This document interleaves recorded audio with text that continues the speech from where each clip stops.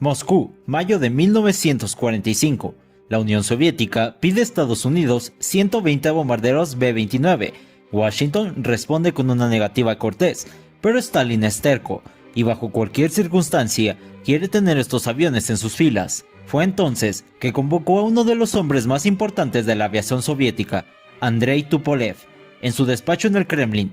Mientras caminaba lentamente con su pipa en la mano y vestido con el uniforme de generalísimo, Stalin hizo una simple pregunta. Camarada Tupolev, ¿usted conoce bien el avión estadounidense Boeing B-29 Superfortress? Sí, camarada Stalin, respondió Tupolev levantándose. Stalin le hizo un gesto para que se sentara y volvió a preguntar. ¿Y qué opina? ¿Es un buen avión? Muy bueno, camarada Stalin. Su velocidad es de 600 kilómetros por hora. Su techo alcanza los 12 kilómetros. A esa altura el fuego antiaéreo es poco eficaz. Además, el avión está protegido contra los cazas por un gran número de posiciones de tiro. Al disparar desde ellas se puede crear prácticamente una esfera de fuego alrededor del aparato. Por eso, al B-29 se le llama fortaleza voladora. Finalmente, puede llevar bombas de gran calibre, hasta 6 toneladas. Bueno, repitió Stalin pensativo, caminando a lo largo de la mesa. Entonces, camaradas, necesitamos un avión con características iguales. Y queremos encargarles a ustedes su desarrollo. ¿Lo aceptan? Sí, camarada Stalin, respondió Tupolev levantándose. Sin embargo, ¡hable! Camarada Stalin, la tecnología estadounidense de construcción aeronáutica, especialmente para un bombardero de este tipo, es muy diferente a la nuestra. No me refiero solo a las fábricas de aviones, sino también a la industria de otros ministerios que nos suministran metales y componentes. Entonces tendrán que dominar esa producción, dijo Stalin soltando humo de su pipa. No tenemos otra opción. Y fue así como Stalin les dio tan solo 2 años para ponerse a la vanguardia y desarrollar un avión igual al B-29, dando como resultado uno de los mayores casos de ingeniería inversa de la historia. Pero ¿cuál es la historia detrás de todo esto? ¿A qué desafíos se enfrentaron los soviéticos? ¿Y cómo algunos de estos aviones terminaron en las filas del Ejército Popular Chino? Bueno, pues acompáñenme a descubrirlo.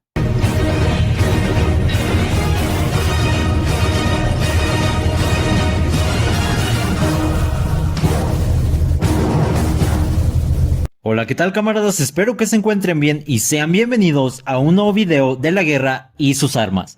En esta ocasión hablaremos del Tupolev Tu-4, pero antes de eso los invito a que se suscriban y activen la campanita de las notificaciones para que así no se pierdan ningún video nuevo. Ahora sí, continuemos. En la década de 1930, la Unión Soviética fue líder en el desarrollo de bombarderos, especialmente de bombarderos pesados. Sin embargo, esta ventaja se perdió por completo durante la guerra. Si bien la producción del P-8 se perfeccionó en los últimos años antes del conflicto, ya estaba obsoleto en 1945. Además, solo se ensamblaron unas pocas docenas de aviones, lo que impidió que desempeñara un papel significativo. Mientras tanto, los norteamericanos se mantenían a la vanguardia de este campo, desde el desarrollo del B-17, superando ampliamente a sus contrapartes soviéticas y británicas. Pero surgió una oportunidad única para que la Unión Soviética eliminara su atraso tecnológico en tiempo récord. En 1944, varios bombarderos estadounidenses Boeing B-29 dañados en misiones contra Japón terminaron en territorio soviético. Debido al pacto de neutralidad, la Unión Soviética no podía devolverlos, pero tampoco utilizarlos en combate, así que los aviones fueron internados y puestos bajo su control. Es aquí donde comienza la odisea de los ingenieros rusos, un choque tecnológico-industrial donde se vieron forzados a adaptarse a una doctrina completamente distinta a la suya. Se decidió desarmar un B-29 para copiar y producir planos. El segundo fue utilizado para volar, entrenar personal y compilar instrucciones de operación, y un tercero para almacenarlo como estándar. El primero, como ya se dijo anteriormente, fue desarmado hasta el último tornillo y se creó un álbum completo de esquemas y diseños que serviría como base para todo el proyecto. A partir de ahí se desarrollaron decenas de miles de planos tecnológicos necesarios para reproducir el avión. El proceso de diseño demostró que sin un cambio fundamental en la tecnología de la industria aeronáutica sería imposible reproducir este avión. Era necesario introducir nuevos procesos tecnológicos y materiales en la producción en serie. Además, existían problemas importantes. Muchos componentes y equipos del sistema simplemente no se producían en la URSS. A pesar de eso, trataron de replicar el avión lo más preciso posible, de tal forma que se trabajó directamente en pulgadas, convirtiendo luego las medidas al sistema métrico, pero esto generó problemas reales. El aluminio utilizado por los estadounidenses de un 16avo de pulgada no podía fabricarse en la Unión Soviética, por lo que se usó uno ligeramente más grueso. Lo mismo ocurrió con el cableado eléctrico, donde se emplearon cables más gruesos para asegurar el rendimiento, lo que también incrementó la masa total. El resultado fue un avión prácticamente idéntico, pero más pesado. Las principales diferencias estaban en los motores. En lugar de copiar los estadounidenses, se instalaron motores ASH-73, más potentes y desarrollados en la URSS, aunque con algunos elementos inspirados en el diseño original. También se rediseñaron las torretas defensivas, adaptándolas para usar cañones soviéticos de 23 milímetros. Fue una copia tan exacta del Boeing B-29 que los soviéticos replicaron incluso detalles insignificantes, como el portavasos de la cabina o el cenicero, aunque a sus pilotos les estaba estrictamente prohibido fumar durante el vuelo. Otro ejemplo fue que se descubrió un pequeño agujero en el ala izquierda. Ni los aerodinamistas ni los expertos en estructuras pudieron determinar su función. Probablemente un obrero lo había hecho por accidente y luego simplemente se había olvidado de repararlo. Sin embargo, en todos los Tu-4 soviéticos aparecía un diminuto agujero hecho por la broca más fina en el ala izquierda. El Tu-4 realizó su primer despegue el 9 de mayo de 1947 y, aunque las pruebas de vuelo continuaron hasta 1949, la producción en serie comenzó de inmediato. La aeronave empezó a entrar en servicio ese mismo año. Sin embargo, a pesar de los intentos por desarrollar un sistema de reabastecimiento en vuelo para aumentar su autonomía, esta seguía siendo insuficiente para atacar a Estados Unidos y regresar a casa. Los sistemas de reabastecimiento y los depósitos de combustible externos resultaron poco eficaces y solo se instalaron en unas pocas unidades. El desarrollo del Tupolev Tu-4 no solo dio como resultado un bombardero, sino que transformó por completo la industria soviética.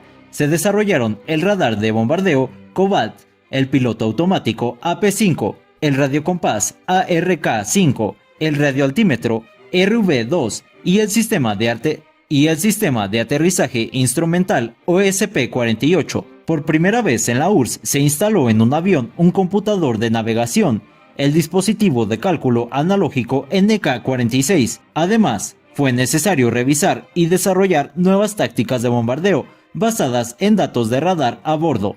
El Tu-4 se convirtió en el primer portador soviético de armas nucleares, por decisión del Consejo de Ministros el 29 de agosto de 1951. Se comenzó a formar un regimiento equipado con bombas atómicas, compuesto por 22 aviones Tu-4. El 18 de octubre de 1951, un Tu-4A lanzó por primera vez una bomba atómica soviética. En 1956, durante los acontecimientos contra el gobierno comunista en Hungría, una formación de Tu-4 despegó con la misión de bombardear Budapest, pero la operación fue cancelada de último momento y no se llevó a cabo. Sin embargo, la era de los aviones de pistón llegaba a su fin, por lo que la vida operativa del Tu-4 fue relativamente corta. Su producción se detuvo en 1952, tras construirse 847 unidades, algunas de las cuales fueron transferidas a China.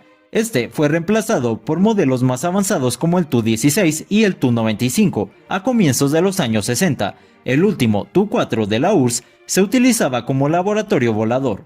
La experiencia de la guerra de Corea demostró que aviones como el B-29 podían ser derribados por cazas a reacción, lo que evidenció que el Tu-4 había quedado obsoleto. Muchos de estos aviones retirados se utilizaron como blancos en campos de pruebas. A pesar de ello, el Tu-4 aportó un enorme avance tecnológico e industrial. Muchos de los sistemas y componentes desarrollados a partir del B-29 se utilizaron posteriormente en distintos tipos de aeronaves soviéticas. Sin embargo, el Tupolev en general tenía peores prestaciones que el B-29 debido a su mayor peso. Además, algunos sistemas copiados no funcionaron correctamente, especialmente el radar de bombardeo, y los motores ASH-73TK podían tener una vida útil mucho menor de apenas 250 horas frente a las 500 horas de los motores del Boeing B-29. En 1953, 25 aviones Tupolev Tu-4 fueron transferidos a la República Popular China, en este momento principal aliado de la URSS. La formación de las tripulaciones chinas en el propio país fue dirigida por A. Valenko, bajo la supervisión directa del ministro de Defensa chino, el mariscal Xu Du. El entrenamiento comenzó enfrentando primero la barrera del idioma, seguida por la imposición de una disciplina extremadamente estricta. Las carencias educativas de los pilotos chinos se compensaban con un enorme esfuerzo y con métodos de motivación bastante particulares. Uno de los pocos problemas de disciplina era curioso: los pilotos consumían su ración de chocolate inmediatamente después de alcanzar la altitud de vuelo. Para corregir esto, se emitió una orden que permitía comer el chocolate únicamente después del bombardeo, y solo si se confirmaba que las bombas habían alcanzado el objetivo. Incluso antes de completar su formación, los Tu-4 chinos comenzaron a participar en misiones reales, realizando bombardeos sobre objetivos en Formosa, en un contexto en el que, además del conflicto con Taiwán, se desarrollaba la guerra de Corea. Se planteó utilizar estos bombarderos como portadores de armas nucleares, pero en la práctica esto nunca llegó a concretarse. Con el tiempo, los Tu-4 chinos fueron modernizados. A mediados de la década de 1970, ante la escasez de motores de pistón, se tomó la decisión de reemplazarlos por motores turbohélice AI-20M, utilizados también en el avión de transporte chino Ye-8, que era una copia del Antonov 12. En 1978, debido a su baja eficacia en combate, varios de estos aviones fueron adaptados como portadores de drones WZ-5, mientras que uno de ellos fue convertido en una plataforma de pruebas para sistemas de alerta temprana, control y guerra electrónica. El proyecto KJ-1 representó un intento de transformar el Tupolev 4 en un avión de alerta temprana, equipado con un radar sobre el fuselaje y motores turbohélice, pero este proyecto no tuvo éxito debido al peso y tamaño del sistema del radar. Finalmente, para 1991, la Fuerza Aérea China aún mantenía en servicio al menos 15 Tu-4. Se desconoce su estado actual. Algunas versiones del Tupolev fueron las siguientes: el Tupolev 4A, portador de bomba atómica. En el fuselaje llevaba pintado un rayo rojo. El Tupolev 4K, portador de misiles de crucero KS-1. El Tupolev Tu-70, avión experimental de pasajeros de largo alcance con cabina presurizada de gran volumen. Utilizaba las alas y cola del B-29. No se produjo en serie debido al desarrollo del Tu-104. El Tupolev Tu-80, bombardero experimental de largo alcance. Una modernización profunda del Tupolev 4. No entró en producción por el desarrollo del Tupolev 16. En fin, ¿cuál crees que fue la reacción de los Estados Unidos al ver este avión volando? Déjalo en los comentarios. Y bueno amigos, esto sería todo por esta ocasión. Si les gustó el video, no olvides comentar y suscribirte.